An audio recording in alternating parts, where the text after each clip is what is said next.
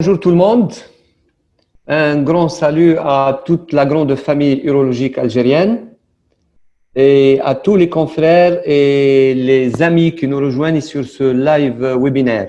Je leur dis tous bon Ramadan, Ramadan Mubarak Karim. Aujourd'hui, l'Association algérienne des urologues, avec le soutien et le support des laboratoires Frater Razès, nous réunissent autour d'une question importante de l'urologie qui est le cancer du rein. Nous le remercions tous donc, pour cet effort et pour cette rencontre virtuelle que j'estime aussi une rencontre assez concrète sur le plan amical et scientifique. Et de l'autre côté de la Méditerranée, nous saluons notre ami assez fidèle à l'urologie algérienne, notre ami Dr Ozaïd, maître de conférence de l'hôpital Bichat, et qui va être l'orateur de ce webinaire.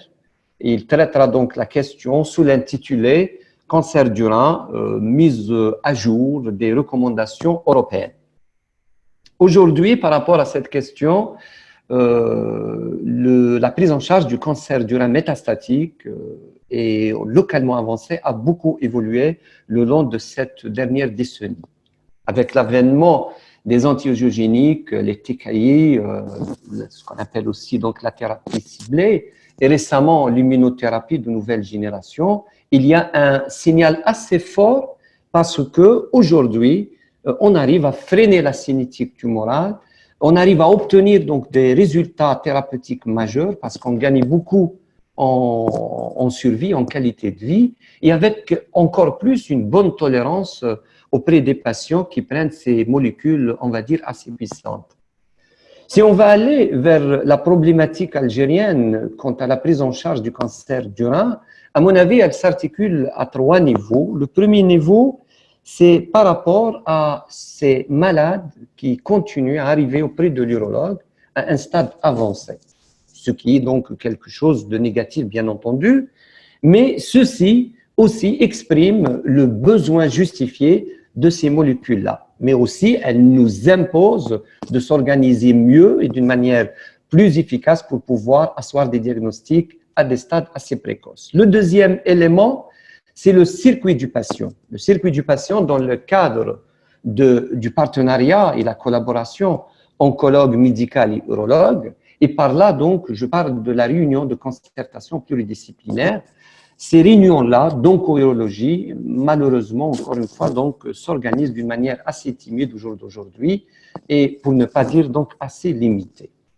Le troisième élément, c'est le problème de la disponibilité d'un panel large de tous ces médicaments, de toutes ces prouesses thérapeutiques, ce qui ne donne pas la possibilité d'un meilleur choix, si vous voulez, pour nos patients, pour avoir la meilleure combinaison ou bien la meilleure séquence thérapeutique.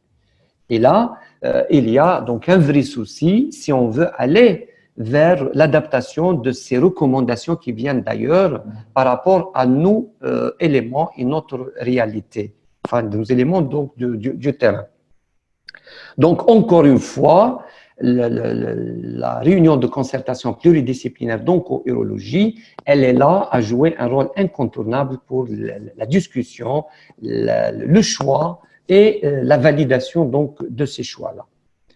Donc, sans trop tarder, je vais donc céder la parole à mon ami Dr Idir Ozaïd.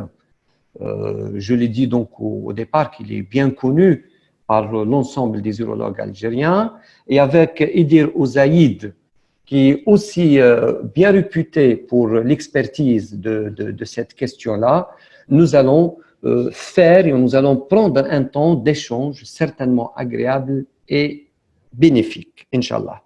Sur le plan pratique, Idir Ozaïd, il va parler pendant 40 à 45 minutes. On va le suivre avec beaucoup d'intérêt, beaucoup d'attention.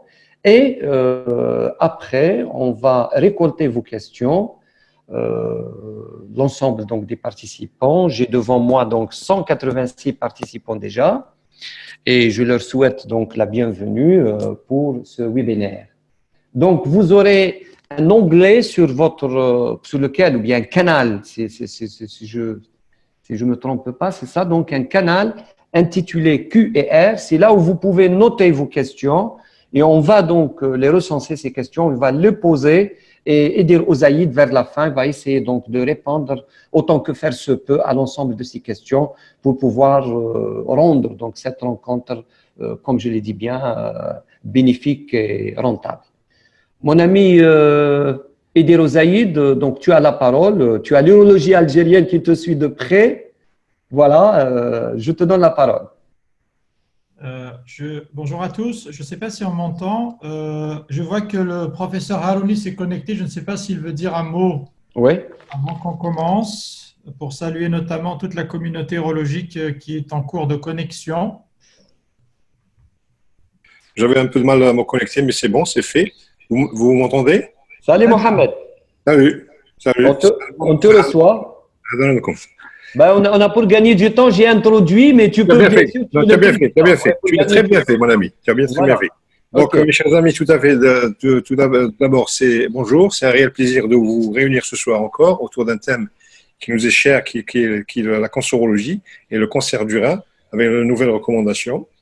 Et l'Association algérienne d'urologie, en collaboration avec ses partenaires, assure des téléconférences autour des thèmes qui sont intéressants. Nous sommes déjà à la 3e conférence, après le cancer de prostate, le tumeur de vessie et le tumeur rétinienne. Nous voilà avec le cancer du rein. Et on aura des webinaires prochainement sur d'autres thèmes. Je tiens à remercier vivement mon ami Edir Ozaïd et M. Dr Xilinas pour leur soutien et leur disponibilité. Et je remercie ainsi aussi les laboratoires Frater Assès de nous avoir accordé ce webinaire. Et sans tarder, je vous laisse mon ami Kherdin, professeur Kherdin Chtibi, et mon ami Edir commencer cette conférence. Bon courage.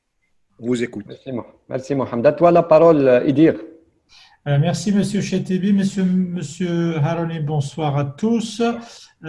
J'ai un plaisir encore une fois de répondre à la sollicitation de l'Association algérienne d'urologie. Et d'après ce que j'ai compris, puisque j'ai reçu un lien du Maroc, un de mes amis qui est à Rabat, peut-être que c'est ouvert à toute la communauté maghrébine. Tout à fait, oui, tout à fait. Par ce mois sacré de Ramadan, je trouve que ce sont des soirées assez sympathiques pour partager avant le ftour.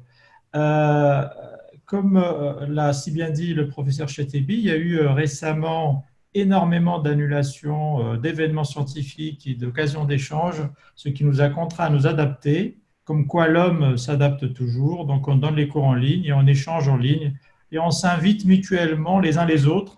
Donc je vous invite chez moi ce soir puisque c'est un jour férié. Donc je fais le webinaire depuis la maison. Je tiens, avant de commencer, à saluer l'association algérienne d'urologie qui m'ont fait l'honneur de m'inviter maintenant à plusieurs événements.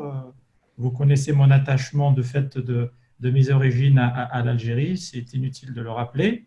Je remercie également les laboratoires Frater Assès qui ont été d'une aide précieuse pour permettre cet échange et bien entendu notre modérateur, le professeur Chetebi, avec qui j'ai une relation plus qu'amicale, avec lui et surtout toute son équipe à Annaba.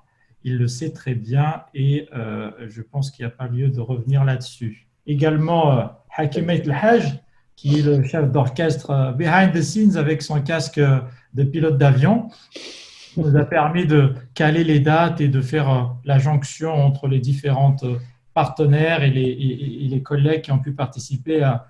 Est-ce qu'on pourrait les appeler dorénavant les soirées ramadanesques, peut-être? Oui, de l'urologie algérienne. Donc, je vais passer en revue, un peu comme un défilé, les recommandations de l'Association française d'urologie, qui, à mon avis, ne sont pas trop différentes. J'essaierai à chaque étape de signaler les événements récents de la littérature scientifique concernant le sujet, puis de permettre également aux collègues qui sont connectés de pouvoir échanger. Je tiens à rassurer tout le monde que si on dépasse un petit peu l'heure impartie, il n'y a pas de problème. On pourrait dépasser un petit peu l'heure qui était initialement dédiée à ce webinaire. D'autre part, je tiens également à mentionner aux collègues qui le souhaiteraient que s'ils veulent obtenir la présentation de ce webinaire, je le partagerai avec plaisir, bien entendu. Plus on partage, plus on est heureux, c'est un peu comme le bonheur. Alors, je vais essayer du coup, vous me dites si ça connecte bien. Est-ce que mon écran est bien visible? Tout à fait, oui. Très bien. Donc, voici un petit peu le plan que je souhaite vous proposer. On va défiler un peu comme un cours à la faculté. C'est le plan des recommandations, de revenir un petit peu étape par étape, depuis le diagnostic jusqu'à la stratification du risque et bien entendu la stratégie thérapeutique, que ce soit dans la maladie localisée ou dans la maladie métastatique. Et puis, bien sûr, nous reviendrons sur quelques éléments lors du suivi de la récidive locale. Il faut savoir, ça ce sont des données assez récentes, c'est du registre Francim, c'est de la projection. Aujourd'hui, ce sont des données bien entendu qui concernent la France, c'est les données les plus récentes en termes épidémiologiques, c'est pour ça que je les cite. Aujourd'hui, on a environ 13 000 cas de tumeurs du rein qui sont diagnostiqués tous les ans. Son incidence, l'incidence de ces cancers-là sont en augmentation, en grande partie, comme vous le savez, grâce ou à cause, je ne sais pas comment il faut prendre le verre, est-ce qu'il faut le prendre à moitié plein ou à moitié vide, mais en tous les cas, grâce à la diffusion des imageries diverses et variées qu'on pratique, que ce soit en ville ou à l'hôpital ou aux urgences, on découvre de plus en plus de masses rénales et de masses rénales qui sont asymptomatiques, de petite taille, et c'est peut-être pour cela que la mortalité est en baisse dans les pays où on peut offrir un traitement qui est en somme curateur pour ces patients-là. Ainsi, la mortalité est en baisse dans tous les pays scandinaves, dans la France, en Allemagne et aux Pays-Bas, en tous les cas pour parler de la communauté européenne. Évidemment, quand on dit cancer, on pense à l'hérédité, et là, pour le coup, on est bien servi, puisque le cancer du rein est peut-être dans les cancers urologiques celui où la présence de la génétique est la plus importante. Il y a plus de 10 syndromes rénaux génétiques connus. Ce sont des facteurs intrinsèques qui sont les plus forts et malheureusement très peu modifiables. Il y a quelques facteurs de risque extrinsèques, l'hypertension, le tabac, l'obésité. Ce sont des choses qu'on acquiert au fur et à mesure de la vie. Bien sûr, il y a le cas particulier que vous connaissez en tous les cas pour ceux qui font de la dialyse et de l'insuffisance rénale chronique, les patients qui développent des tumeurs alors qu'ils sont en insuffisance rénale chronique / dialysée. Fort heureusement, ce sont des tumeurs qui arrivent chez des patients et ces tumeurs-là ne sont pas très graves à stade égal comparé aux tumeurs qui arrivent dans la population générale. C'est un mystère, on ne sait pas pourquoi ces tumeurs-là sont moins graves. Peut-être parce qu'elles sont diagnostiquées plus tôt, peut-être parce que c'est des dysplasies kystiques de faible niveau de malignité. En tous les cas, elles arrivent chez des personnes beaucoup plus jeunes et elles ont la capacité, en tous les cas la particularité, d'être parfois multiples. Donc oui, quand on a identifié les facteurs de risque, on peut les proposer aux patients de manière à améliorer leur survie. Ainsi, les recommandations disent qu'il faut de l'activité physique, arrêter le tabac, et puis chez les personnes âgées, essayer de lutter contre ces facteurs de risque-là à titre de mesures préventives primaires pour ne pas trop augmenter le risque du carcinome rénal. Ensuite, il y a la fameuse question de que fait-on chez quelqu'un qui fait une maladie très très jeune, chez qui on suspecte peut-être un pattern familial.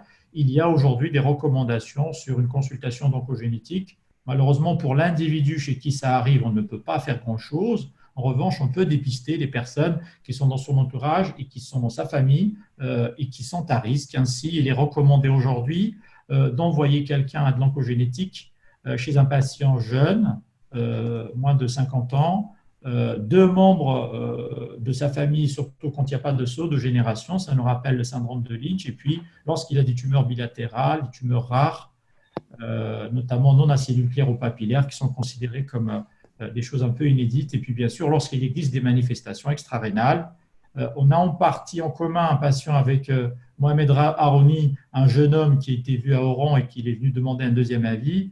Il a une trentaine d'années, il a un carcinome papillaire de type 2 avec un ESUP très élevé, je ne me souviens plus si c'est un ESUP 3 ou 4. Ce patient-là est à haut risque et il faudrait par exemple lui suggérer de la consultation oncogénétique. Alors je ne sais pas, vous pouvez me corriger s'il y a cette possibilité-là au Maghreb, en Algérie en particulier, mais en tous les cas c'est quelque chose qui mériterait d'être signaler. S'il n'y a pas, je rassure les gens, s'il n'y a pas de consultation oncogénétique au sens testing génétique à haut risque, etc., qui est disponible, la clinique est quand même importante. Il faut demander aux gens s'ils ont dans leur famille des cas de cancer du rein. Et s'il n'y en a pas, n'hésitez pas, si vous avez un profil particulier, à faire des échographies chez des personnes de son entourage à titre de dépistage lorsque cette situation-là se présente, même en dehors d'un testing génétique, entre guillemets, protocolaire,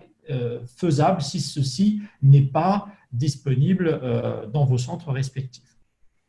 On arrive ensuite, bien entendu, au diagnostic.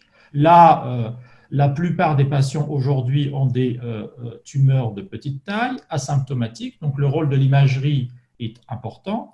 Et bien sûr, se posera également du fait de la taille de ces tumeurs, est-ce qu'il n'y a pas une place à avoir de l'anatomopathologie avant de faire parfois des gestes très invasifs qui peuvent se terminer en néphrectomie. Donc, on reverra un peu les indications de cette fameuse biopsie. Donc, il faut savoir qu'aujourd'hui, s'il y a quelque chose à retenir sur l'imagerie de la tumeur rénale, ce sera un scanner, parce qu'il a de la sensibilité et de la spécificité qui sont suffisantes pour à la fois la détection de la tumeur, de son type histologique parfois, et bien sûr, son staging clinique, c'est-à-dire son étendue, que ce soit en taille, vers les organes du voisinage, etc.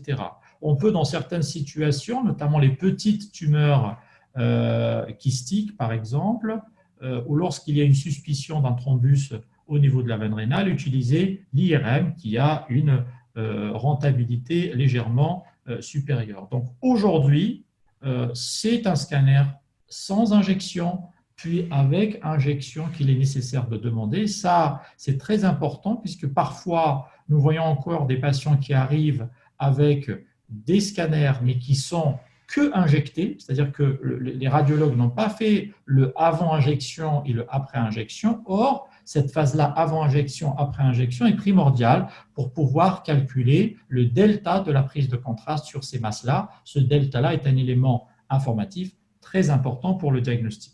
Donc, bien entendu, on ne peut pas, chez un patient qui a un cancer du rein, ne pas prescrire un bilan d'extension. Aujourd'hui, c'est très simple. Le bilan d'extension qui est recommandé, c'est un scanner thoracique accompagné du scanner abdominopelvien. Donc, le tout revenant à faire un scanner thoraco-abdominopelvien.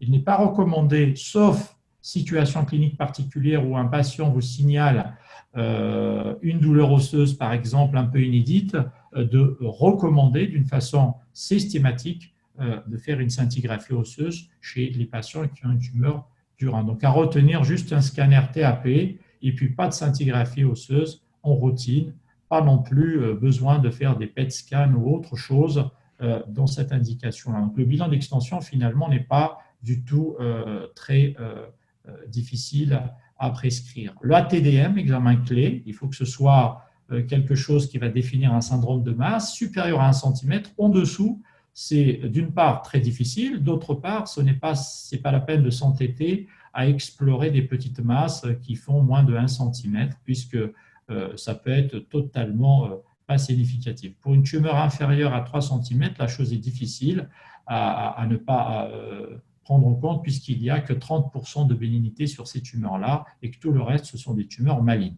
Le rehaussement est important puisqu'une tumeur significative, en tous les cas parenchymateuse, pour qu'elle devienne inquiétante, il faut qu'elle prenne le contraste, souvent supérieur à 15 unités en field sur le scanner. C'est pour ça qu'avoir une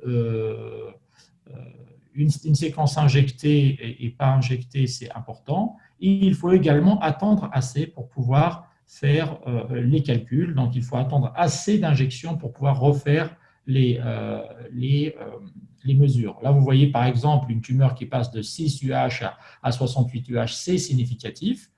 Sur l'image d'en bas, il y a 3 images. La première est sans injection à 32 UH. Celle du milieu, elle est injectée, mais pas assez injectée. Il faut attendre les 90 secondes au moins pour pouvoir calculer une vraie injection par rapport à la prise de contraste. Donc, la qualité du scanner est primordiale. C'est sur celui-là que vous allez prendre des décisions, soit opératoires d'emblée, soit précédées d'une biopsie, par exemple.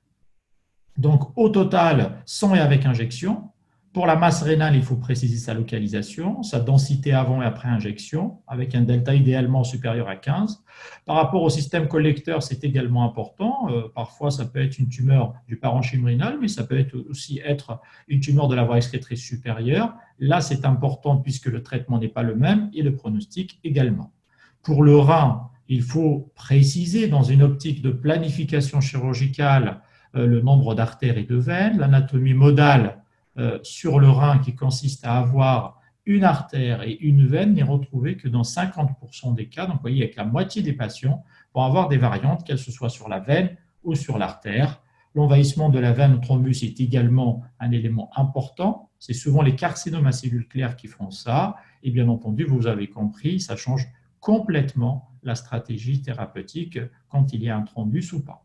Bien sûr, s'il y a des adénopathies, c'est important de les signaler. Je rappelle qu'aujourd'hui, il n'y a pas d'indication à faire un curage systématique lorsque vous faites une néphrectomie, qu'elle soit partielle ou totale.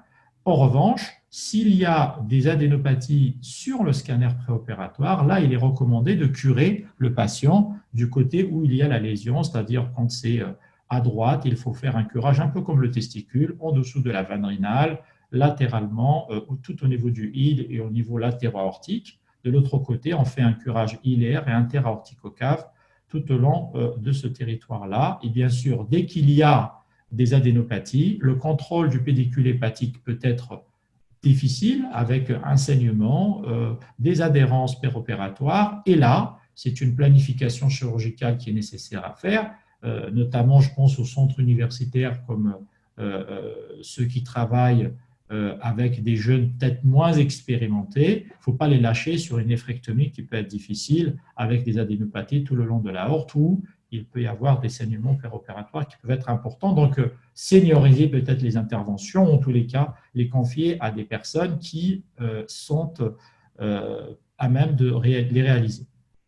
Voici par exemple un carcinome à cellules claires typique. Notez bien que ça prend le contraste d'une façon importante. Il y a des adénopathies tout le long des vaisseaux et surtout, vous allez voir que c'est hétérogène, qui prend le contraste en périphérie. Attention, ceci n'est pas une cicatrice centrale telle qu'on pourrait imaginer sur un oncocytome, puisqu'elle est excentrée, elle n'est pas régulière.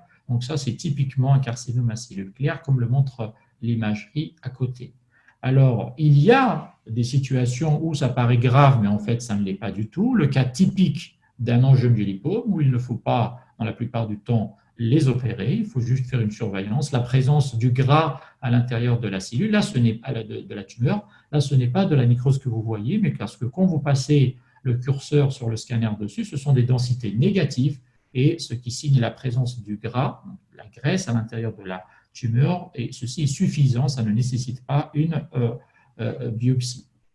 Là où c'est le plus difficile, c'est cette situation-là, c'est-à-dire vous avez une tumeur qui est a priori homogène, contrairement à celle que nous avions vue juste avant, et là, il y a une hypodensité centrale, classiquement appelée cicatrice stellaire centrale, qui pourrait évoquer dans cette situation la présence d'un oncocytome.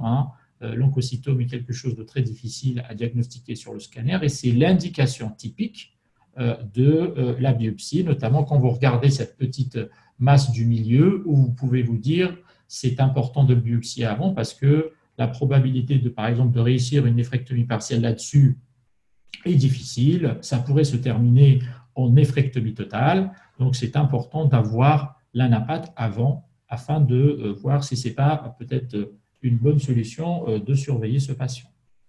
Donc, ensuite se posera, et on y vient surtout dans la situation d'une suspicion d'un oncocytome, la place de la biopsie. Aujourd'hui, il n'est pas recommandé de faire une biopsie d'une façon systématique. Aujourd'hui, on fait la biopsie lorsque celle-ci change la prise en charge. Bon, avant une surveillance active, avant un traitement ablatif type radiofréquence ou cryothérapie, là, il n'y a pas trop de doute. Avant une tumeur, avant traitement systémique d'une tumeur, donc là, c'est également, il n'y a pas trop de doute. Là où c'est plus difficile, c'est lorsqu'il y a une incertitude à l'imagerie. Là, ça dépend de l'examen initial et de l'expérience du radiologue. Lorsqu'il existe un contexte d'une tumeur extrarénale, est-ce la masse du poumon qui donne une métastase rénale ou est-ce la masse rénale qui donne la métastase pulmonaire ou deux primitifs complètement isolés chez ce patient-là? Ça également est une bonne indication à à faire une biopsie. Toutes ces indications-là concernent la tumeur. En revanche, il y a certaines indications qui concernent plutôt le terrain sur lequel la tumeur survient. Je pense en particulier au patient qui a une insuffisance rénale chronique, au patient qui a un rein unique. Celui-ci, vous n'avez pas envie de lui faire une néphrectomie, puis vous allez vous retrouver avec un patient qui est en dialyse et qu'au total, l'anapathe vous répond oncocytome ou une tumeur bénigne. Là, vous êtes mal puisque vous avez retiré un rein qui potentiellement pouvait être gardé. Et donc là, typiquement, c'est une bonne indication à faire une biopsie, plus pour des raisons, entre guillemets, liées au terrain et des raisons médico-légales que liées à la tumeur elle-même parfois. Donc, il n'est pas conseillé, bien sûr, de faire la biopsie chez quelqu'un chez qui vous suspectez un carcinome urothélial à cause de l'ensemencement sur le trajet du biopsie qui peut être problématique. Donc, il faut associer la cytologie urinaire, l'urétéroscopie diagnostique si c'est nécessaire en cas de doute. Et les tumeurs urothéliales, elles ont plus de symptômes sur le plan urinaire, notamment, je pense à l'hématurie. L'AML n'est généralement pas nécessaire de la biopsie, en dehors de certains cas particuliers, des AML pauvres en graisse qui peuvent être confondus avec des carcinomes à cellules claires. Et puis, bien sûr, classiquement, on ne biopsie pas non plus les tumeurs kystiques en cas de suspicion d'angiomu lipo. La technique de biopsie qui est recommandée aujourd'hui, c'est la technique sous guidage échographique, soit sur l'échographie ou sur le scanner, sur un guidage d'imagerie. Souvent, ça se fait en externe, chez nous on le fait sous anesthésie locale, en radio ou en urologie quand la tumeur est facile, mais les patients viennent et puis ressortent.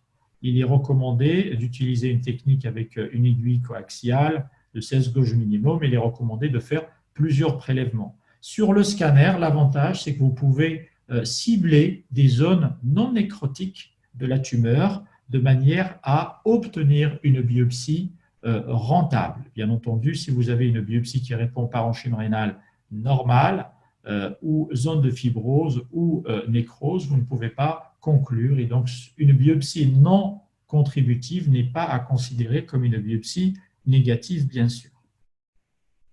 Est-ce que c'est morbide les biopsies? La plupart du temps, non.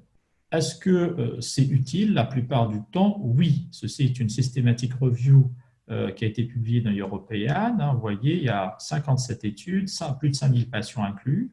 La rentabilité des biopsies est assez élevée quand on pense au diagnostic.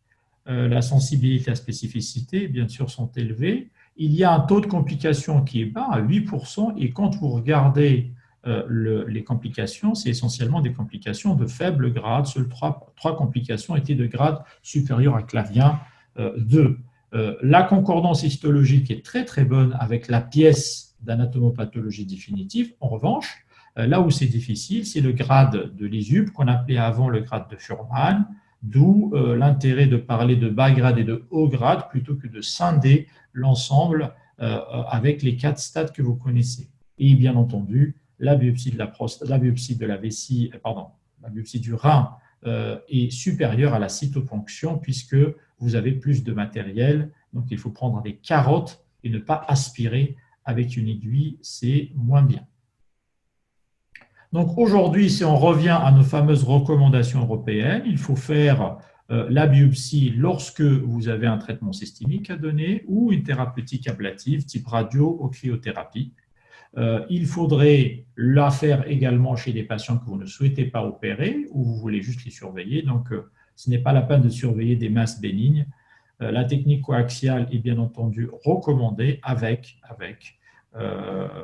la supériorité d'une technique de biopsie par rapport à une technique d'aspiration de cytoponction à l'aiguille. Et bien entendu, il est également recommandé de ne pas faire les biopsies des masses kystiques. Quand on a un diagnostic, on a envie de stratifier le risque parce qu'on a envie d'avoir un patient qui a une information, le patient demande une information sur ce qui va lui arriver, est-ce que c'est grave ou ce n'est pas grave. Et pour cela, il y a plusieurs niveaux pour apprécier le risque d'un cancer du rein. Il y a d'abord la maladie et puis il y a le terrain sur lequel la maladie survient. En préopératoire, vous avez la clinique, patient qui a une altération de l'état général, une hématurie, une douleur lombaire. C'est toujours pire que quelqu'un qui n'en a pas. quelqu'un qui a une imagerie inquiétante avec un thrombus, par exemple, une grosse masse, la fameuse classification de la taille de la tumeur, des nodules, etc. La biologie, quelqu'un qui a un syndrome paranéoplasique, anémie par exemple, c'est beaucoup plus grave que quelqu'un qui n'a pas un retentissement général. Et bien sûr, parfois, en préopératoire, on a déjà le diagnostic qui nous permet d'obtenir le diagnostic formel, parfois avec la biopsie. Donc, bien entendu, l'imagerie nous permet surtout d'établir la fameuse classification TNM. Et puis, en post-opératoire, on va avoir la fameuse PTNM, là c'est du coup sûr. On peut avoir le grade de l'ESUP. Je rappelle que le grade de l'ESUP remplace le fameux grade de Fuhrmann qui a prévalu pendant plusieurs années. La présence d'une composante sarcomatoïde, d'une présence d'une composante rhabdoïde, ce sont tous des facteurs anatomopathologiques de très mauvais pronostic. Ça, c'est pour la tumeur. Et bien entendu, il y a également le terrain sur lequel la maladie survient. Est-ce que le risque lié à la tumeur est plus élevé que le risque lié aux comorbidités? Ça, c'est la vraie question qu'on se pose, avec des découvertes fortuites parfois de tumeurs chez des personnes très âgées. Et donc, est-ce que le patient prend des anticoagulants, il a une BPCO, il a une insuffisance cardiaque et il a une artériopathie des membres inférieurs, une hypertension, une insuffisance rénale? Vous voyez, tous ces éléments-là vont dire peut-être que la masse de 2 cm ne va pas tuer ce patient et qu'on pourrait se permettre une surveillance, auquel cas le risque du terrain l'emporte largement sur le risque de la tumeur et ce n'est pas la peine de faire endurer un patient un traumatisme chirurgical supplémentaire pour une tumeur qui peut-être ne le tuera jamais. De toutes les façons, si vous n'avez pas fait ce fameux scanner pour sa fameuse gastro-entérite, jamais vous aurez vu cette masse. Donc, pour la stratification du risque, la TNM, le grade nucléolaire avec le ISUP maintenant, et bien entendu, si vous allez avoir une histologie, que ce soit avant ou après, c'est finalement un important facteur pronostic. Pourquoi donc? Parce que quand vous regardez les histologies, elles ne sont pas toutes de même gravité. On va revenir dessus dans quelques instants. Si vous regardez juste une particularité, et c'est important à le noter, puisque ça ne transparaît pas sur la TNM, vous avez donc la fameuse TNM avec les différentes stades. Pour tous ceux qui regardent, le cut-off, c'est le 7 cm pour la tumeur T1, ce n'est pas la peine d'apprendre par cœur si ça vous embête. En revanche, ce qui est utile à regarder en particulier ici, c'est le fameux T3A, qui, on le dit, soit c'est un envahissement de la tumeur qui est sur la graisse périrénale, soit sur la graisse hilaire, soit sur la veine rénale. Vous voyez, quand on regarde, on a l'impression que ce T3A a le même risque, le même pronostic. La réalité, c'est que c'est totalement différent. La graisse périrénale, je vous les ai mis dans l'ordre avec les plus il y a de croix, plus c'est grave. La graisse périrénale, évidemment, beaucoup moins grave que la graisse hilaire, puisque c'est un drainage veineux, donc c'est plus proche des adénopathies, plus proche d'un ensemencement métastatique. Et bien entendu, comme vous avez la tumeur dans la veine, c'est encore plus grave. Or, quand on regarde la TNM, on a l'impression que tout le monde est mis dans le même sac. La réalité est tout autre.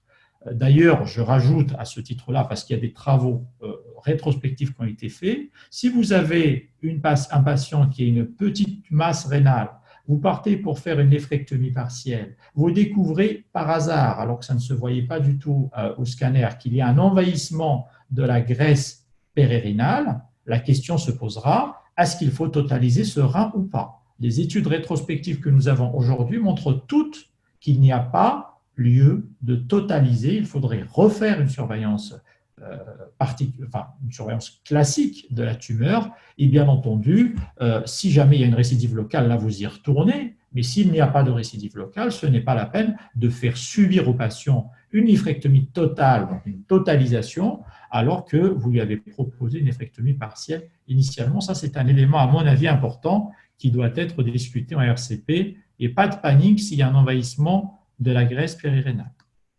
Vous voyez par exemple ce que ça donne en termes de risque, ça c'est les hazard ratios. Si on prend la tumeur T1 comme référence, le fait d'avoir une T2, ça multiplie le risque fois 2,7 et le fait d'avoir un T4, ça multiplie le risque quasiment 17 fois plus le risque de mourir de cette tumeur-là et ainsi de suite. Donc évidemment, si vous avez une tumeur métastatique, c'est encore plus grave. Pour le grade de l'ESUP, vous voyez le risque de passer de 1 à 4 est moins élevé que de passer d'un T1 à un T4, bien entendu. Le facteur pronostic le plus important des tumeurs localisées reste le T de la TNF. Quelle que soit la tumeur solide, d'ailleurs, que ce soit un côlon, un poumon ou un pancréas. Quand on regarde l'histologie, mieux vaut avoir une tumeur chromophobe que d'avoir une tumeur à carcinome acellulaire, parce que les surveillés à 50 tout stade confondu, bien entendu, sont en défaveur du carcinome acellulaire, qui est en fait la tumeur qui est la plus méchante finalement. Et fort heureusement, c'est elle qui répond le plus aux traitements systémiques type anti-angiogénique ou immunothérapie aujourd'hui. Donc, l'un dans l'autre, c'est le plus grave. Pour les patients métastatiques, la stratification du risque, vous connaissez le fameux score de Moser. Le fameux score de Moser n'est plus à utiliser en pratique. Il faut utiliser le score de l'IMDC, que j'ai dans la figure ici a été tirée de l'Association internationale du cancer du rein, avec des critères, vous allez voir, assez simples, l'hémoglobine, la calcémie, le taux de plaquettes, le taux de neutrophile, etc. Et puis vous cochez des points, plus vous additionnez pour vous retrouver soit avec un faible risque, soit un risque intermédiaire, soit un haut risque, etc.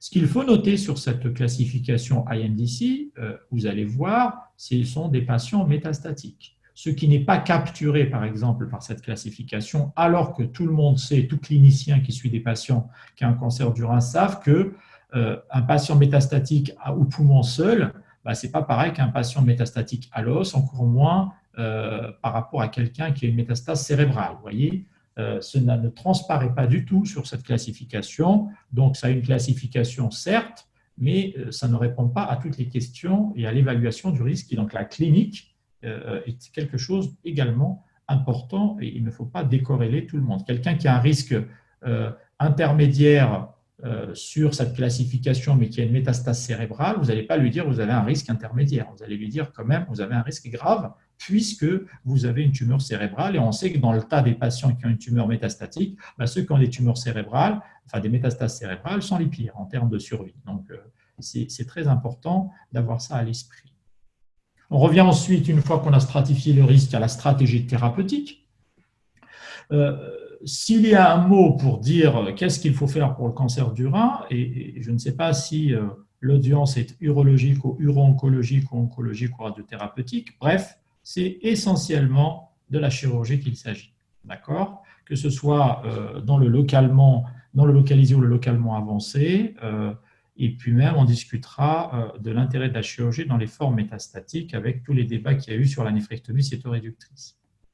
Ce qui est recommandé pour simplifier, c'est que pour toutes les tumeurs T1, il faut faire une néphrectomie partielle. C'est un vrai débat et c'est un vrai combat, d'accord ? Même pas que dans des pays où il n'y a pas de robot, je vous dis ça, tous les jours, c'est un combat de lutter contre l'ablation des reins en entier lorsque celle-ci est techniquement réalisable.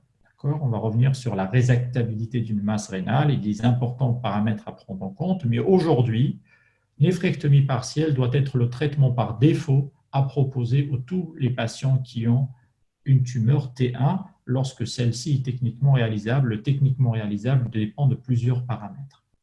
Donc, évidemment, ce qui est important dans la réalisation de cette tumorectomie ou cette néphrectomie partielle, il ne faut pas privilégier la voie d'abord mini-invasive aux dépens de la tumorectomie. Je m'explique.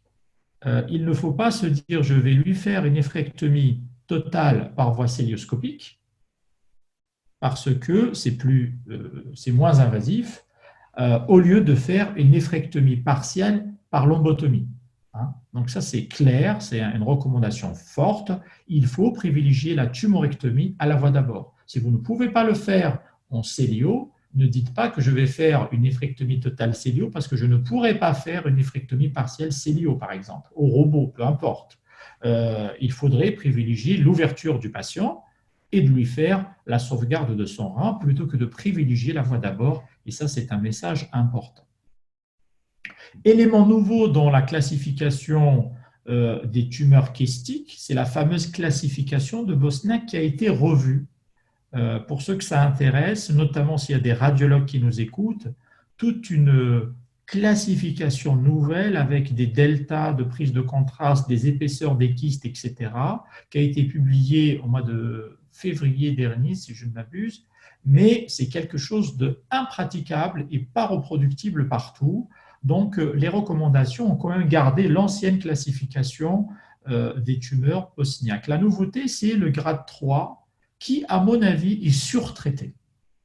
Il y a beaucoup de masses classées Bosniak 3 qui ont dit qu'il faut les traiter.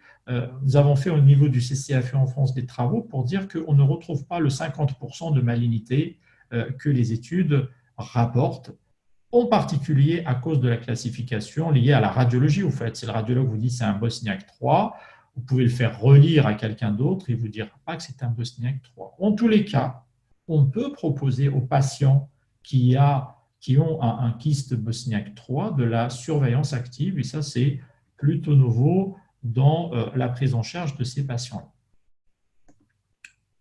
Revient ensuite sur la table de comment sélectionner un patient pour une néphrectomie partielle. C'est vraiment ça le débat pour toutes les tumeurs localisées, notamment toutes les tumeurs T1. Bien sûr, avant de statuer quel traitement proposer aux patients, on regarde la tumeur, complexité de la tumeur, avec la taille tumorale ou le diamètre maximal de la tumeur. Est-ce que cette tumeur est complètement enchâssée dans le rein ou est-ce qu'elle est exophytique? On peut mesurer ceci également. Et puis, bien sûr, la distance de la tumeur par rapport au IL, gros vaisseau, par rapport au système collecteur, encore que le système collecteur n'est pas vraiment un problème pour la résection. L'approche chirurgicale doit être également discutée avec la possibilité de le faire en ouvert, en cellio, au robot. Et là, les ressources dont disposent le chirurgien et le centre sont des éléments importants dans la discussion. L'expérience du centre, c'est ça qui fait la différence à ce stade-là. Et bien entendu, on va le montrer tout à l'heure, que peut-être, plus que l'expérience du chirurgien, l'expérience du centre est plus importante. Donc, je rappelle, quand vous avez un patient qui est traité dans un centre, peu importe le chirurgien qui l'opère dans ce centre-là, si c'est un centre à haut volume pour la chirurgie rénale, il fera toujours mieux que quelqu'un qui est opéré dans un centre où ils n'ont pas l'habitude. Bien sûr, il y a le terrain, on en a déjà parlé, l'âge du patient, l'obésité et surtout sa fonction rénale préopératoire qui est un déterminant pour la fonction rénale post-opératoire et tous les facteurs qui peuvent nuire à cette fonction rénale. Et bien sûr, il y a le fameux score de Renal Toxic Fat qui peut être un élément qui rend la chirurgie plus difficile. Ça a été rapporté par les gens de Harvard, comme vous le savez, avec le fameux. Donc là, si on regarde les éléments, la complexité tumorale peut être mesurée aujourd'hui avec des scores de néphrométrie, le Renal Score, le PADUA, etc., le C-index, peu importe.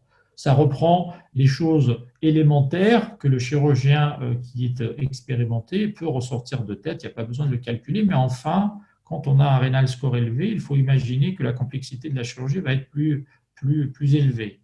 La graisse rénale est aujourd'hui mesurée sur le scanner avec des scores d'adhérence. Si vous avez ces éléments-là de difficulté chirurgicale, ça ne veut pas dire forcément qu'il faut passer à la néphrectomie totale. Ça veut juste dire peut-être que ce patient-là, il ne faut pas le programmer en 4e position le jeudi après-midi quand il n'y a personne autour.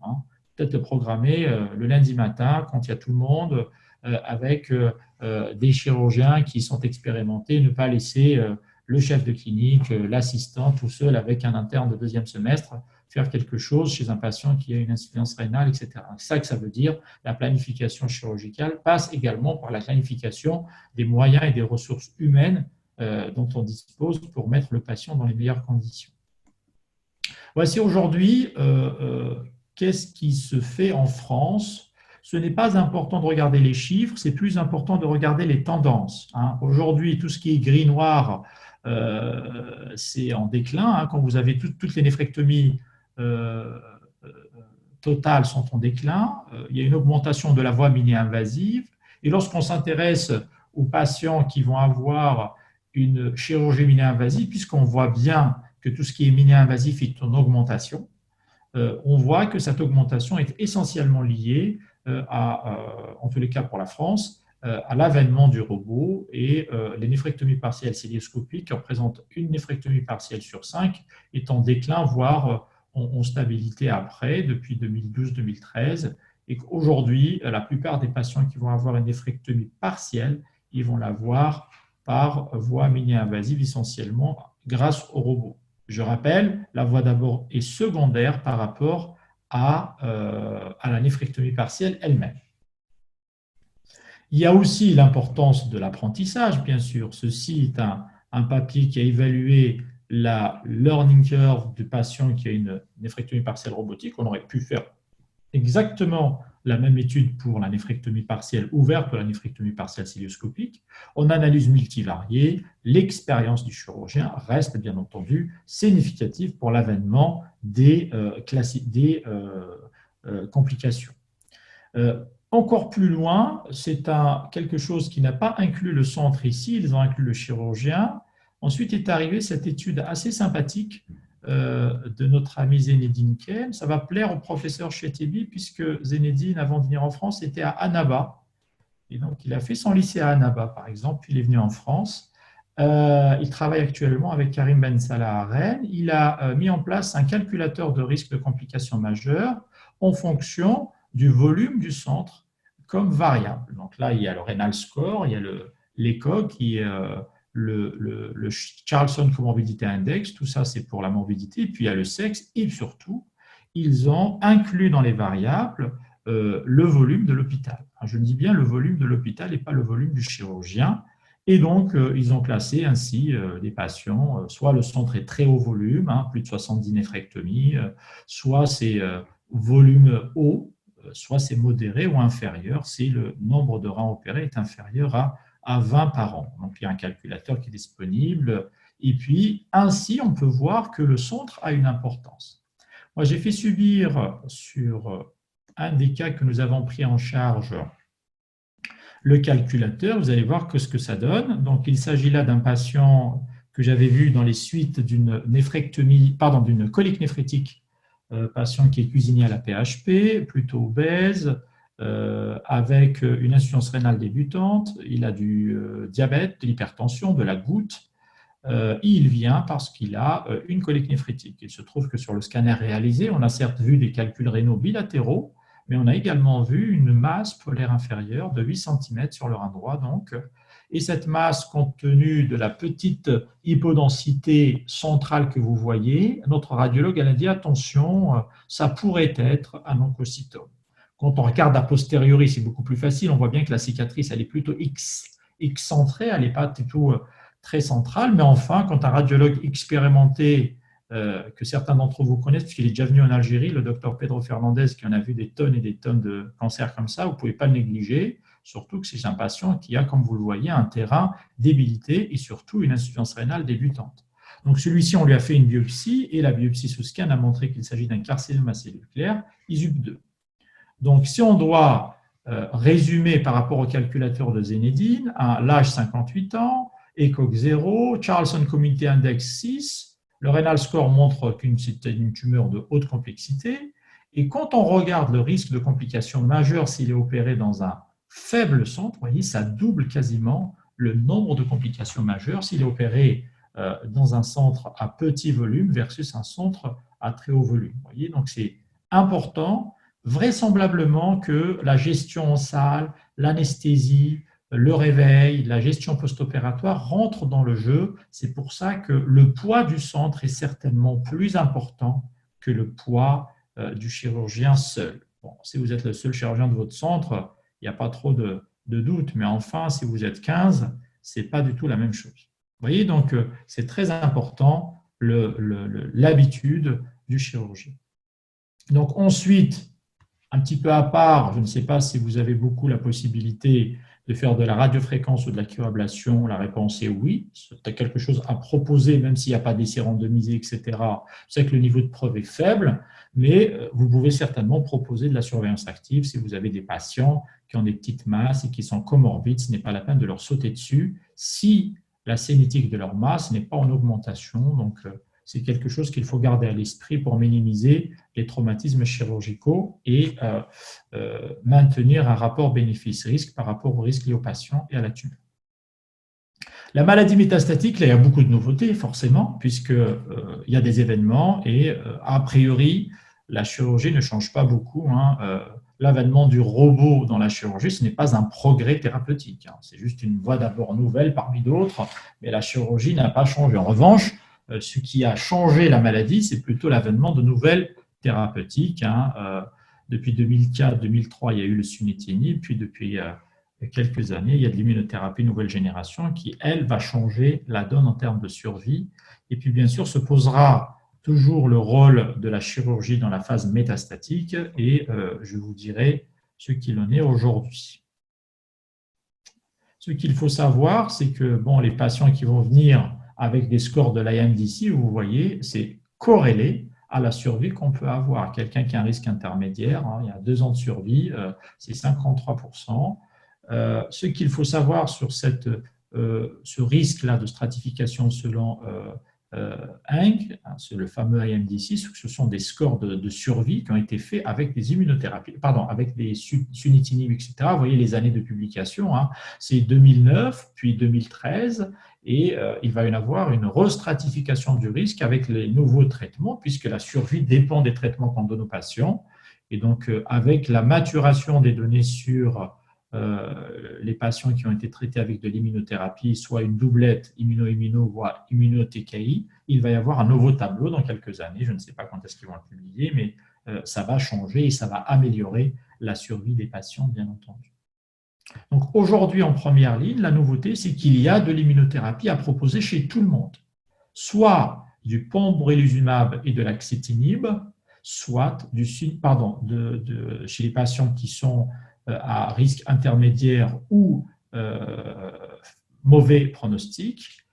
Chez les patients qui ont un risque intermédiaire et mauvais pronostic, on peut également proposer une double immunothérapie avec de l'ipilimumab et le nivolumab.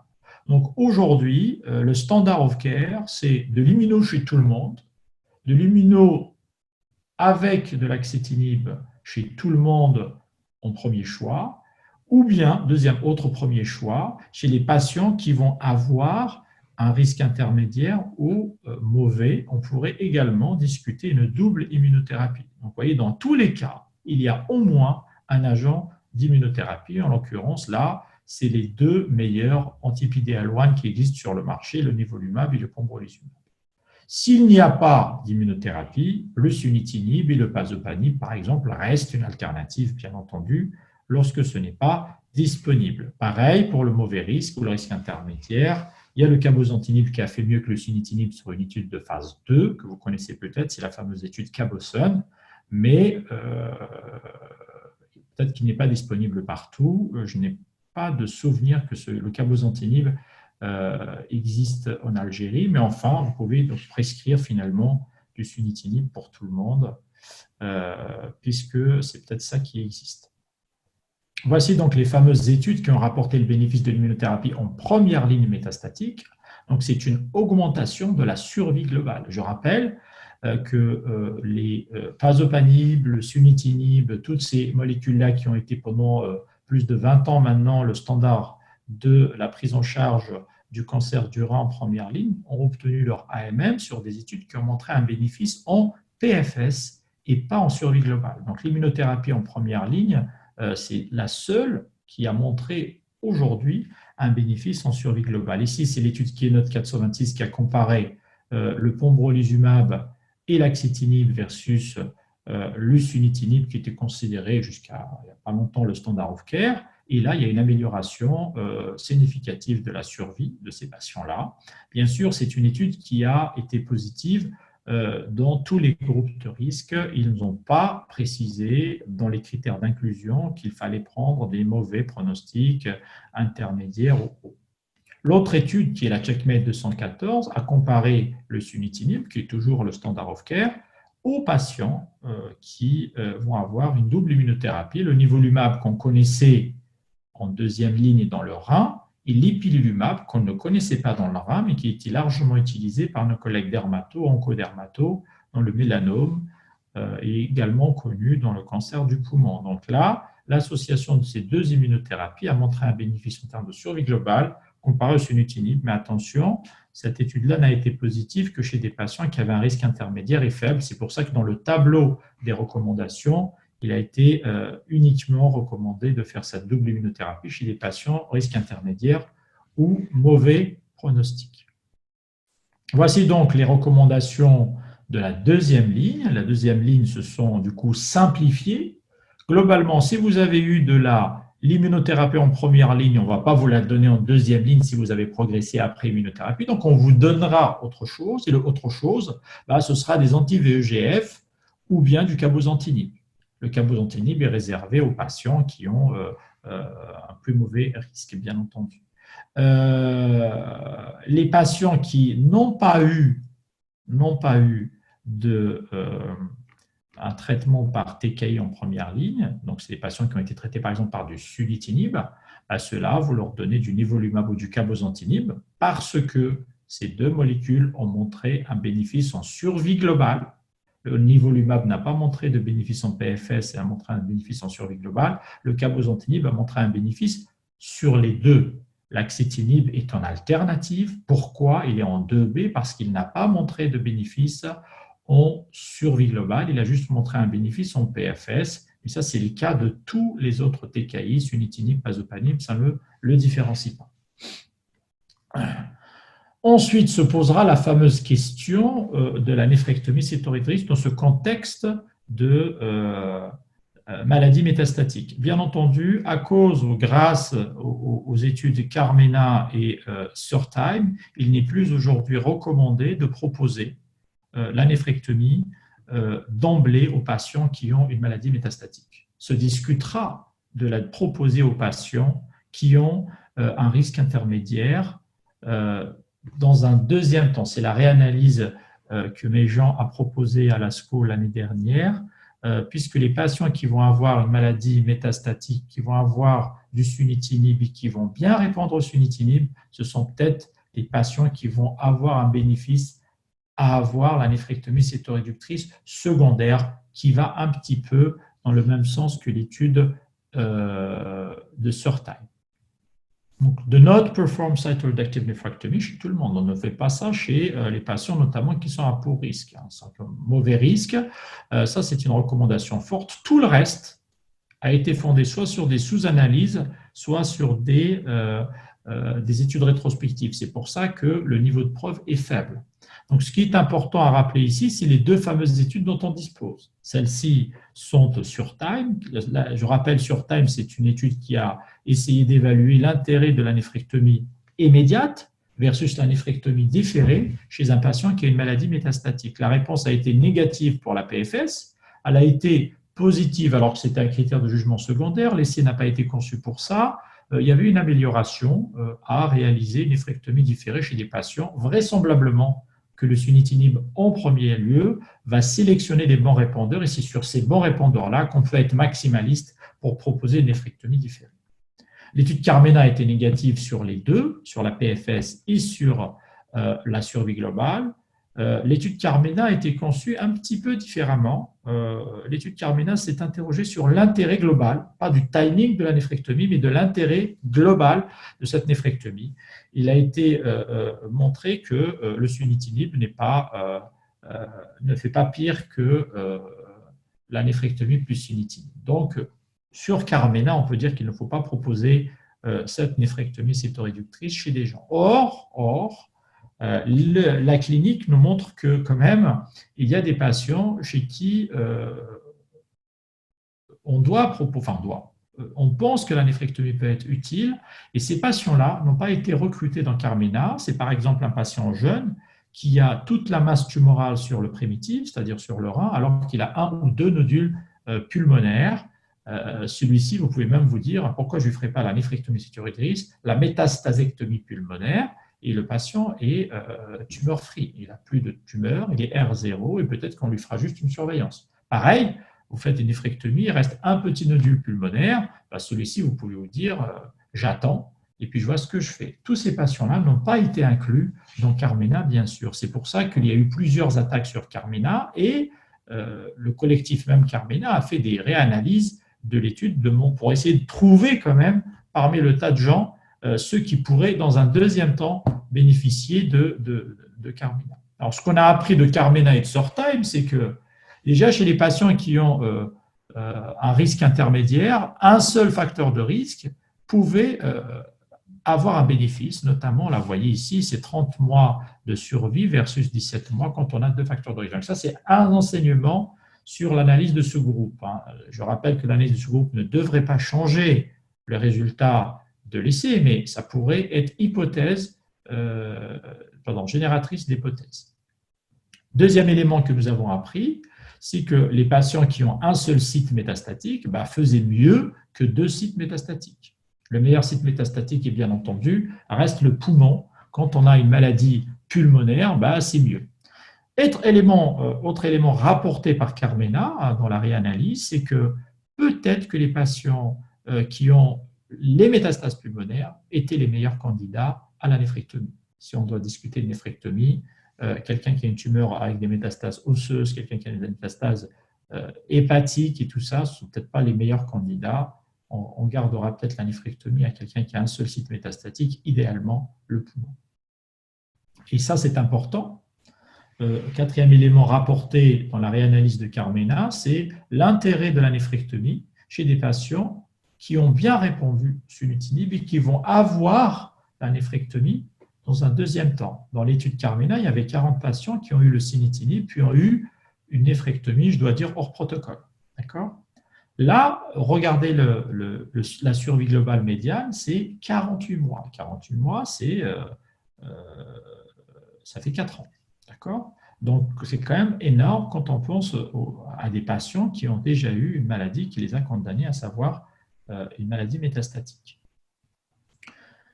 Également important, mais ça c'est Surtime qui me l'avait rapporté, puisque les patients dans Surtime avaient eu, pour certains d'entre eux, une néphrectomie déférée, on pouvait se poser la question de savoir est-ce qu'il y a une complication, une surcomplication chirurgicale à cause de l'imprégnation préalable par le sunitinib. La réponse est clairement non. On pourrait proposer des anti-angiogéniques, opérer les patients derrière sans qu'il y ait trop de problèmes. Ça vient confirmer les études de phase 2 qui ont évalué l'intérêt des TKI, notamment l'axitinib, en préopératoire, en néoadjuvant, chez des patients qui nécessitaient une chirurgie rénale par la suite. Donc, il n'y a pas de sur-risque chirurgical. Si vous traitez quelqu'un avec des anti-angiogéniques, vous arrêtez en général une semaine avant, ça suffit largement pour opérer les patients. Donc, Surtime et Carmena nous ont appris quand même que la chirurgie après traitement systémique n'est pas associée à des complications supplémentaires. La survie est bonne chez des bons répondeurs qui ont une néphrectomie secondaire. La meilleure stratégie aujourd'hui reste vraisemblablement une stratégie en 2 temps, avec d'abord un traitement systémique, puis une évaluation de la réponse. Le traitement systémique préalable nous permettra de sélectionner les bons répondeurs et discuter, dans ces cas-là, d'une néphrectomie ou d'un geste complémentaire, certainement lorsqu'ils ont un seul facteur de risque sur l'MDC, ou bien lorsqu'ils ont un seul site métastatique, notamment lorsqu'il s'agit d'un site métastatique pulmonaire, là où on a les meilleurs résultats. C'est un papier qui vient de sortir dans l'Européenne, il est même sous presse aujourd'hui. C'est le fameux collectif IMDC qui ont regardé, avec la nouvelle stratégie que je viens de vous énoncer, est-ce qu'il y a une différence? Souvenez-vous du chiffre de Carmena. Là, ce sont des patients qui ont eu soit la néphrectomie d'emblée, soit le sunitinib, soit le sunitinib, puis s'ils sont bons répondeurs, on va leur proposer une néphrectomie cytoréductrice. Bien sûr, l'échantillon est biaisé puisque ce sont des patients qui ont été analysés rétrospectivement, mais quand même, ce que l'on voit, c'est qu'il y a un gap majeur entre les patients qui répondent bien au sunitinib et qui peuvent du coup avoir un bénéfice à les opérer secondairement, vraisemblablement que d'enlever la tumeur primitive lorsqu'on a éteint la majeure partie des sites métastatiques faisait un bénéfice, apporter un bénéfice en survie. Vous voyez, les cas, dans la dia d'avant, c'était 48 et là, c'est 46. Vous voyez, on n'est pas du tout loin des données prospectives apportées par la réanalyse de Carmena. Donc ça, c'est une stratégie qui, à mon avis, va de plus en plus être utilisé dans la maladie métastatique et chez qui on va discuter une néphrectomie secondaire lorsqu'ils sont bons répondeurs. Autre élément important dans cette population, c'est que les patients qui vont éteindre toutes leurs métastases et à qui vous proposez une néphrectomie cétoréductrice secondaire, ils sont potentiellement candidats à un arrêt temporaire des anti-angiogéniques et donc la récupération de toutes les toxicités de ces drogues-là, puisqu'ils ont des métastases éteintes. On peut attendre quelques mois pour voir si ça réallume quelque part avant de relancer. On peut donner un peu de répit à ces patients-là. Aujourd'hui, la synthèse de la néphrectomie peut être résumée comme suit. Chez les patients qui sont en bon état général, les patients jeunes qui n'ont pas de symptômes systémiques et qui ont la majeure partie de leur maladie sur la tumeur primitive, on pourrait discuter chez eux la néphrectomie cétoréductrice, surtout après une bonne réponse. N'oublions pas la place de la métastasectomie chez des patients qui ont un site métastatique unique accessible à de la chirurgie. C'est la stratégie la plus rentable et la moins chère, c'est le traitement chirurgical, bien sûr. En revanche, chez des patients qui sont intermédiaires au mauvais risque, il ne faut peut-être pas la proposer d'emblée. Quelqu'un qui est symptomatique avec beaucoup de métastases, mais très peu sur la tumeur primitive, ce n'est pas également de bons candidats. Un autre élément important, c'est quand vous diagnostiquez les patients, la rapidité de la progression de la maladie est difficile à apprécier sur un seul scanner. Donc, ce qu'on pourrait avoir comme élément important dans la prise en charge de ces patients-là en termes de décision, de prise de décision, c'est de se donner un peu de temps, le diagnostic, traitement par sunitinib. Ici, les patients ne progressent pas vite. On peut se dire que peut-être la maladie a une course ou un pattern d'évolution qui n'est pas très rapide. Et pour cela, peut-être qu'on pourrait leur donner un traitement systémique, puis voir le jugement sur la néphrectomie cétoréductrice dans un second temps. Et le plus important dans tout ça, c'est de ne pas opérer les patients tout seuls dans son coin, idéalement les discuter en pluridisciplinaire. Quand je dis en discutant en pluridisciplinaire, ne serait-ce qu'appeler votre copain à droite, à gauche, pour avoir son avis sur la question et de ne pas prendre des décisions quand on a le nez dans le guidon. Ça peut être utile pour les patients. C'est bien d'opérer les patients, mais vous opérez un patient qui meurt 3 mois après de sa tumeur, c'est que vous l'avez mal sélectionné pour la chirurgie.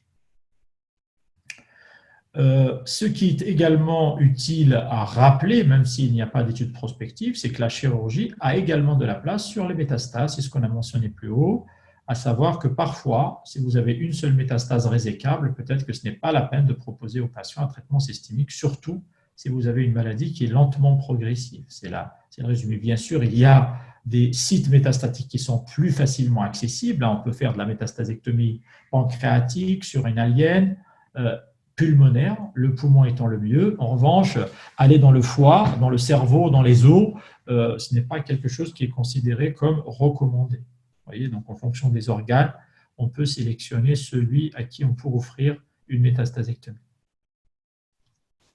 Dans le suivi des patients, il y a des recommandations, bien sûr.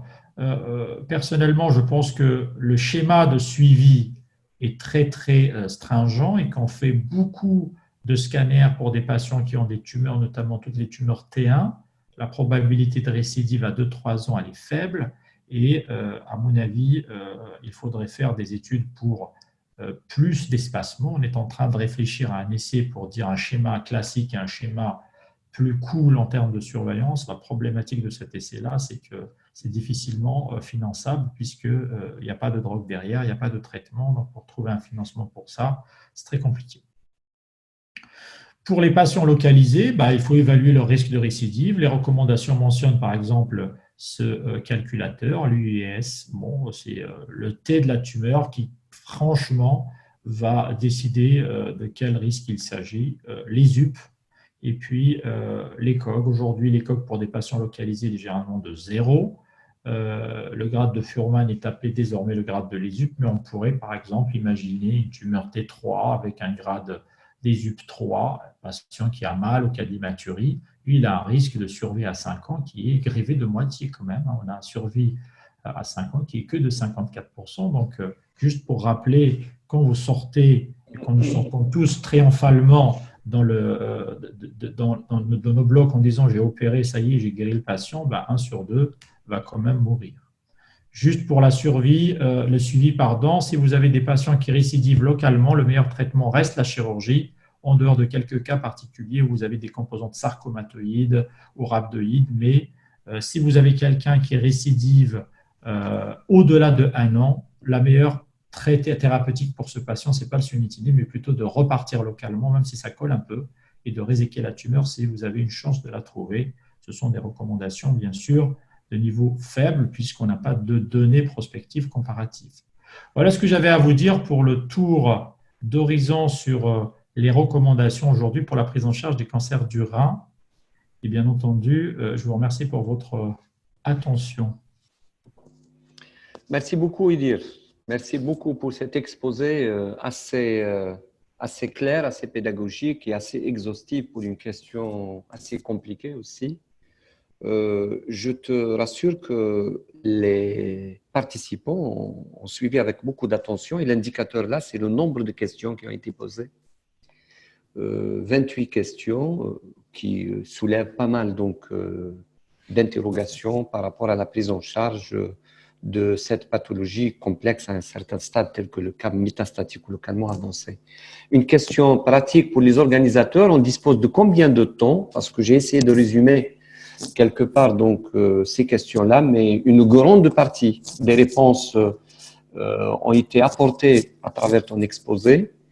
Mohamed Harouni, est-ce qu'on a beaucoup de temps pour poser un maximum de questions? Parce que là, j'ai filtré, j'ai essayé de concentrer un certain nombre de thématiques qui me semblent revenir par le biais des participants. Oui. Moi, je pense qu'on n'a pas beaucoup de temps. On est à 1h20, on a commencé il y a 1h20. Ah, oui. Je pense qu'il nous reste 10-15 minutes. 10-15 minutes, moi, ça ne me pose pas de problème. Il ne faut pas que les collègues arrivent en retard pour la shorba, mais à part ça, je sais pas. Écoute, donc on va essayer d'avoir peut-être des questions. On va poser le maximum, comme ça on ne va pas faire des mécontents. Et puis, Idir de son côté va essayer d'être bref dans ses réponses. Je te donnerai par exemple un cas clinique, un jeune patient, parce que les gens aiment les cas cliniques, c'est très pratique. Un jeune patient qui a une tumeur de 8 cm et des métapulmonaires au nombre de 3 nodules supérieurs à 1 cm. Celui qui a posé la question, il veut avoir quelle est la conduite à tenir parce qu'il est jeune et la tumeur elle est petite et il a 3 nodules.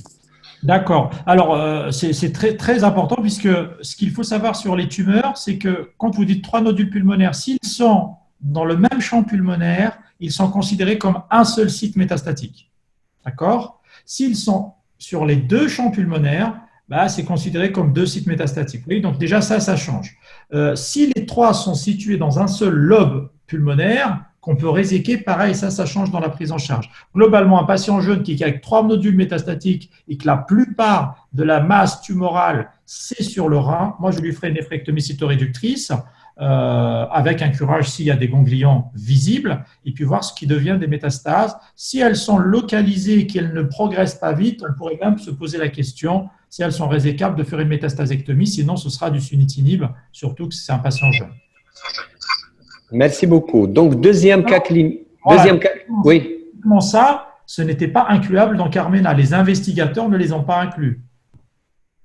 Très bien.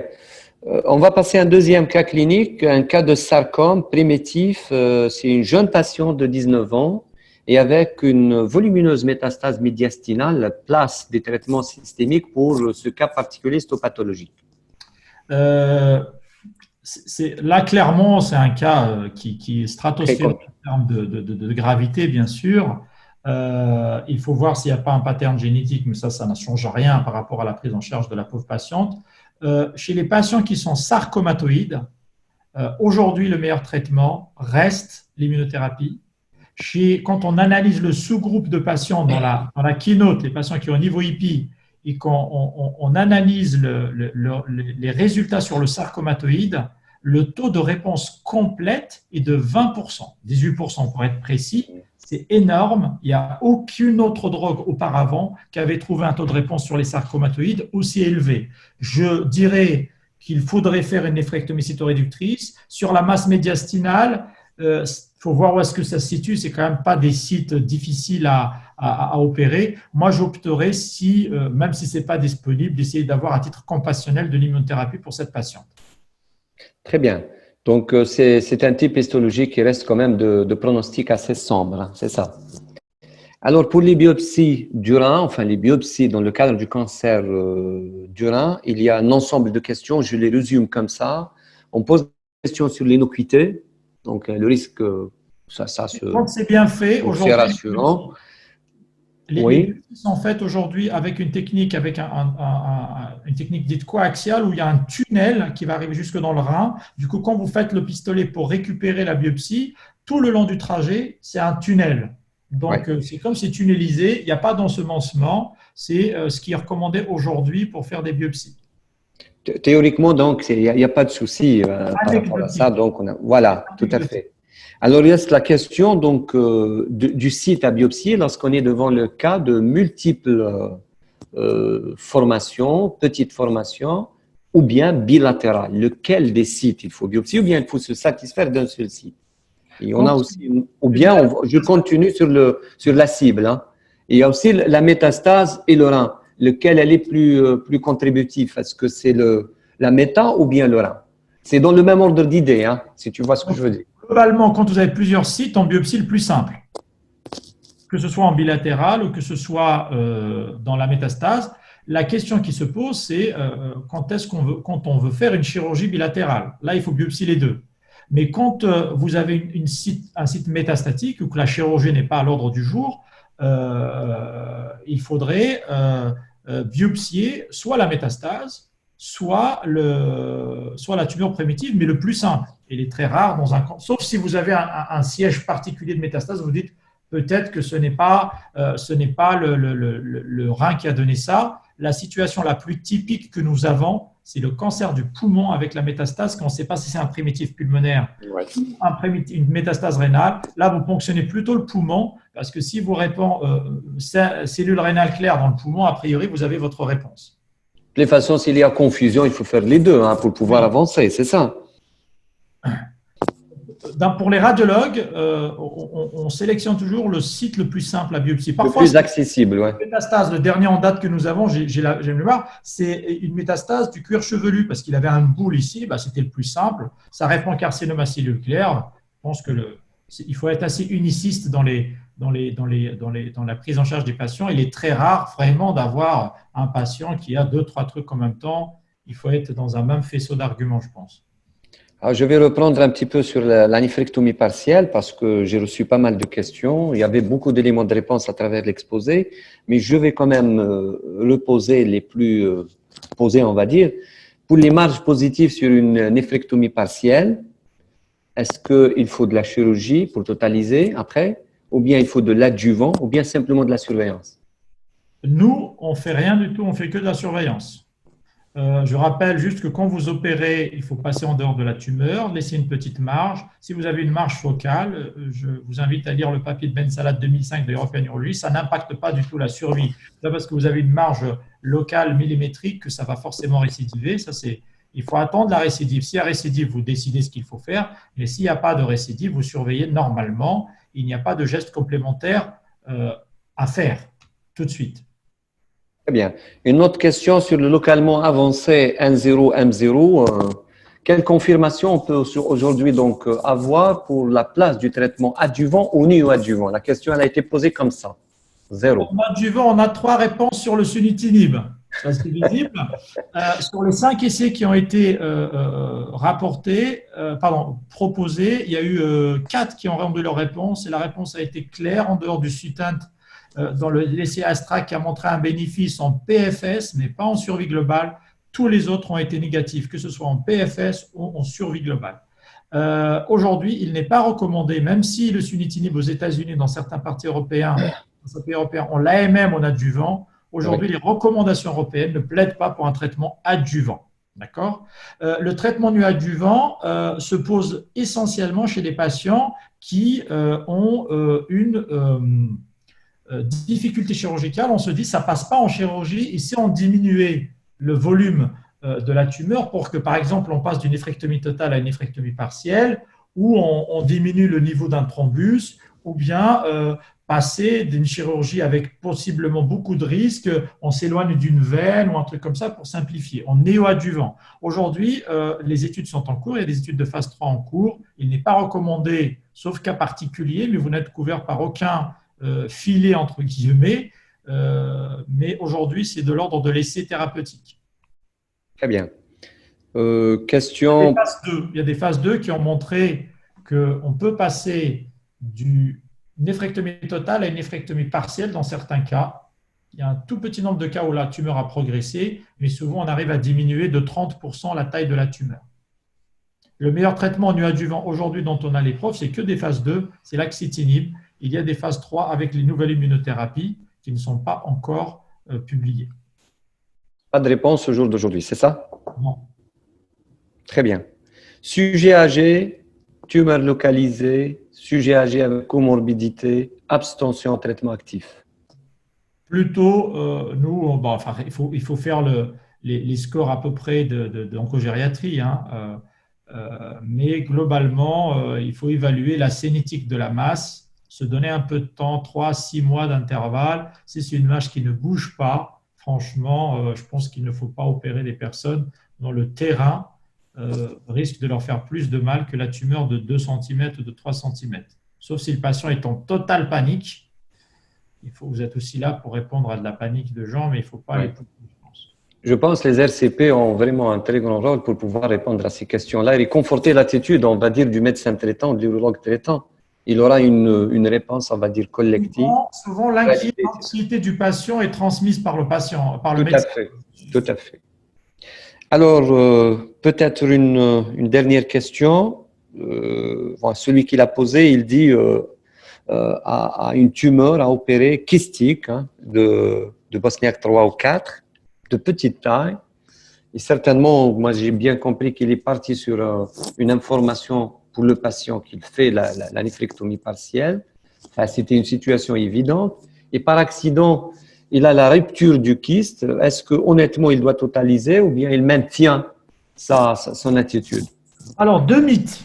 Et je tiens à remercier notre ami Benjamin Prader qui a cloué, même si c'est des études rétrospectives, à deux mythes dans la chirurgie du kyste rénal. Un, la rupture du kyste n'est pas en soi très très grave. Je répète, si vous pouvez ne pas le rompre, c'est mieux. Mais si vous le rompez par hasard, vous aspirez, vous nettoyez. Pas de lavage pour envoyer toutes les cellules dans le ventre, mais il faut nettoyer le champ opératoire. Ce n'est pas une raison pour totaliser. Et le papier est parti, il est publié dans le JURO l'année dernière. Si vous avez en célioscopie rompu un kyste, etc., ce n'est pas non plus une raison pour ouvrir le patient et faire une conversion à une chirurgie ouverte. Donc ça, je rassure les collègues que ce n'est pas la peine de braquer des reins parce que vous avez fait une petite effraction. Si jamais vous avez fait une effraction, il faut aspirer le liquide. La plupart des études qui ont regardé ce qui compose le liquide des kystes, il n'y a pas de cellules tumorales dedans. La composante charnue, elle, qui est accrochée sur la paroi, ça, il faut la réséquer bien comme il faut. Mais la plupart du liquide dans les kystes ne contiennent pas des cellules tumorales. Très bien.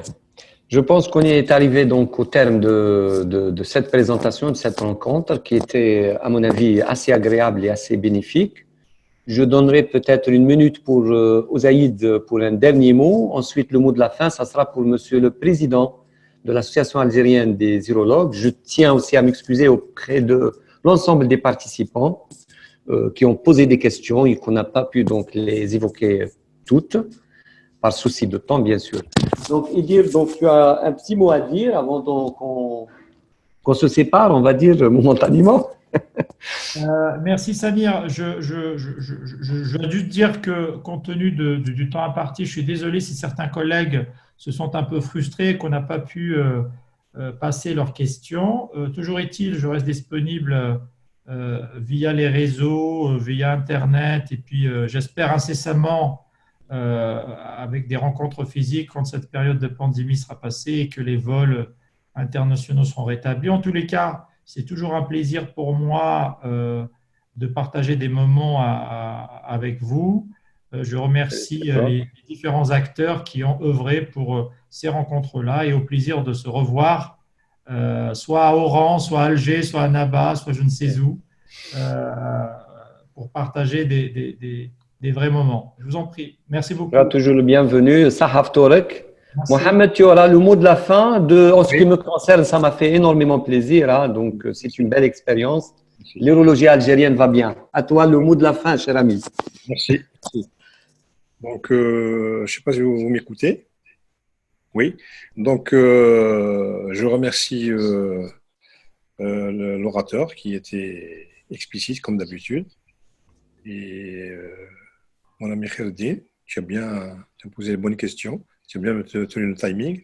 Je remercie tous les participants d'avoir participé aussi nombreux et les laboratoires, bien sûr, qui nous ont permis cette visioconférence. Et je vous dis ça à Aidkom et puis à la prochaine conférence, Inch'Allah. Ça va être comme ça, Haftorkum. Au revoir.